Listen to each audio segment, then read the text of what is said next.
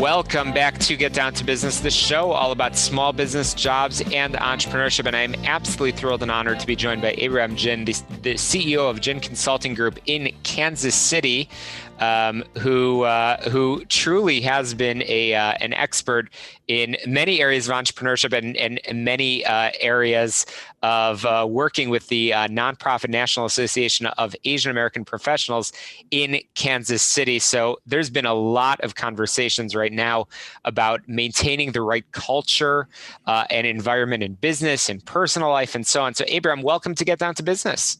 Yeah, I'm glad to be here. It's great to have you. So you have recently written about a concept, as I just alluded to, maintaining healthy cultures and conflict through 6 key leadership principles. So conflict, I've always been fascinated with this topic. Why is conflict something that we need to be so sort of uniquely hyper-focused on right now because of COVID? Isn't that an ongoing issue? Yeah, it is. When you think about conflict, people see it as, I guess, when you look at the mindset of conflict, you see it as a negative thing. But really, if you look at it in more of a silver lining, you're actually just aligning people's expectations so that you can be able to be more productive for your performances. And if you don't have conflict, you're not actually defining the relationship where it stands, and you want to lead them to a place where both people feel like it's a win-win opportunity.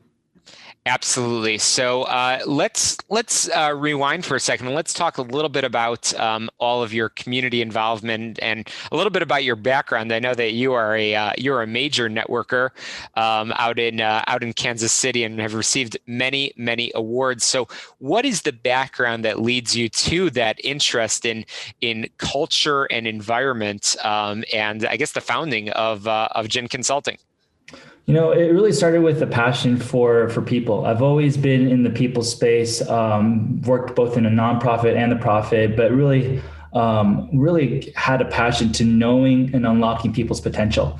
And I've always dabbled in being in many different cultures. I think just growing up, coming from an immigrant family, my parents, they cook different foods than my friends, right? And it smelled different. And we talk different, the cultures are different. And when I've worked with just many different organizations, I realized that culture and the way that you talk and the way you communicate has everything to do with leadership presence.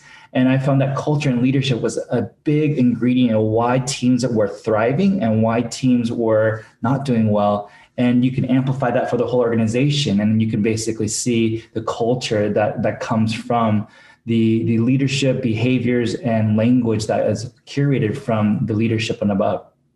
Absolutely. So one of the things that I always love to ask our guests on the program, all respected entrepreneurs like yourself, is who do you look up to? Who are the leaders that you respect, your role models that maybe if you had both the folks that you probably have interacted, and I know you're a big networker, the folks that you have spent time with, but also the folks that maybe if you had 15 minutes in a room with, who would those people be?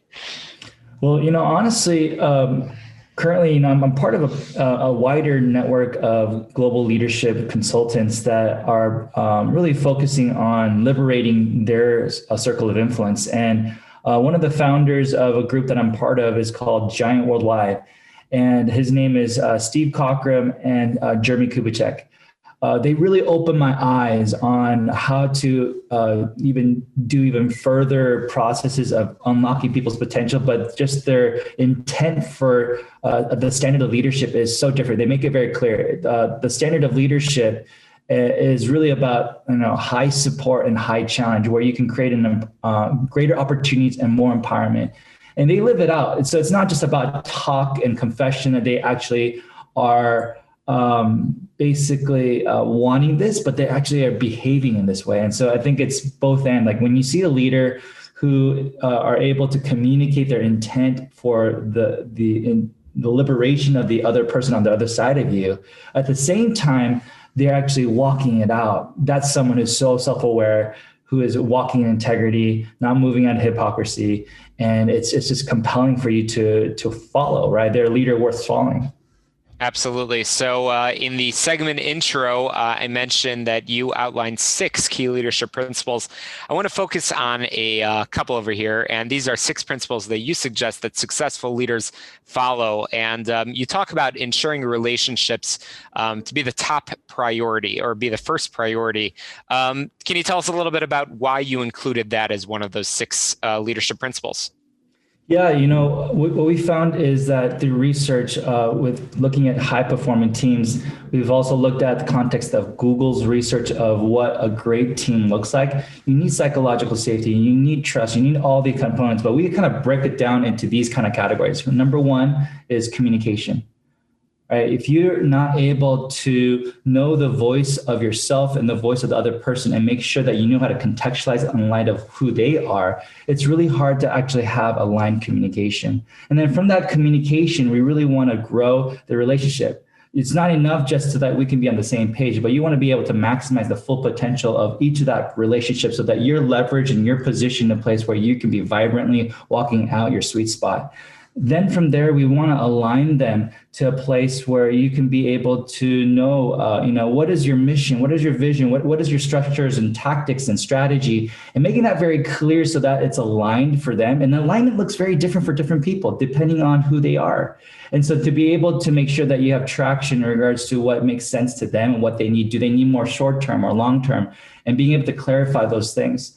And then we go into execution, right? Once you actually are aligning them, you actually have the trust factor of the communication and relationship prior to that, then you can actually start to execute and push forward. If you don't work on the first two, the communication and relationship, what ends up happening is you get compliance, right? You're not getting that trust, you're not getting that engagement, and then you're just pushing for results. Then as a result, execution is not going to happen. It's going to actually bring into a place of burnout. Yeah, And absolutely. so, yeah. Yeah, absolutely. And I know that there's a couple of other key areas that you focus on, including engagement, and actually listening. And you've talked a lot about communication over our time together, but actually engaging and in hearing what people have to say and understanding different positions. That's a key part of conflict. Can you tell us a little bit about that? Yeah, it really starts with your voice. One of the things that we were passionate about is helping leaders to understand their signature leadership voice, right? If you don't know how you sound, it's like as if I don't know what your leadership voice is and I don't know how to speak in light of who you are, I'm speaking a foreign language to you. And so part of that is a big part of it is self-awareness. Do you know how you sound and do you know what they are speaking from? And if you don't have the same reference point, you're speaking an alien language to the other person. And so when we are able to bring awareness for leaders, both how you sound and the sound of the other person, then what ends up happening is that you're going to be able to bring a sense of compassion, empathy, and a safe space where people can fully hear and share what their intentions are. Yeah, absolutely. And the last piece in our minute or so remaining is seeking common ground. I think you talk about being open to that idea that a third option can be used and that there is a possible win-win, which sometimes people don't realize. Can we talk for a minute about that? Yeah, I think it's so important to always share your vision of what your intentions are. I think a lot of times we assume that people have good intentions in mind, but to actually just say it, hey, I really want to create a win-win opportunity. I want to make sure that I calibrate the right support and challenge so we can have the most empowering, most opportunities in this relationship. And then when you actually say, well, can I bring a little bit of feedback of a little challenge? And you know my intention, right? You know I'm for you. And as you share your liberator's intention, then what ends up happening is that when you do bring challenge, it doesn't feel very dominating. It doesn't feel like you're just trying to hit them over the head. They know that you're doing it out of love, right? You're doing it, fighting for their highest good of those, of the other person on the other side of you, right? Whereas other times, if you're usually a very driven person and all of a sudden you're just trying to be nice all of a sudden, they're going to interpret that as, are you trying to manipulate something? What do you want from me, right? And so if you just share, hey, I messed up. This is my intention. This is what I'm trying to do. So I want you to interpret my actions and what I'm saying in the right filter. And so it's always important to share your intention before you go and engage in hard conversations. Yeah, absolutely. Abraham Jin, CEO of Jin Consulting and senior consultant of Giant Worldwide. And we didn't mention this before, but one of the top 50 Kansas City influencers. So that's pretty exciting. Abraham, thank you so much for joining us on the air. Come back real soon, but appreciate you talking about maintaining healthy cultures and conflict through those 6 key leadership principles. How can folks learn more about your practice? Yeah, take a look. Go to my website, abrahamjin.com. And we're offering free boot camps. And if you're interested, my email is abraham@jinconsultinggroup.com. We're actually doing a free team workshop where they can discover their voices. Appreciate your time, Abraham. We'll be back on Get Down to Business after these headlines and a quick break. You're listening to the show all about small business, jobs, and entrepreneurship. Abraham Jin, thanks so much for joining us. Thank you.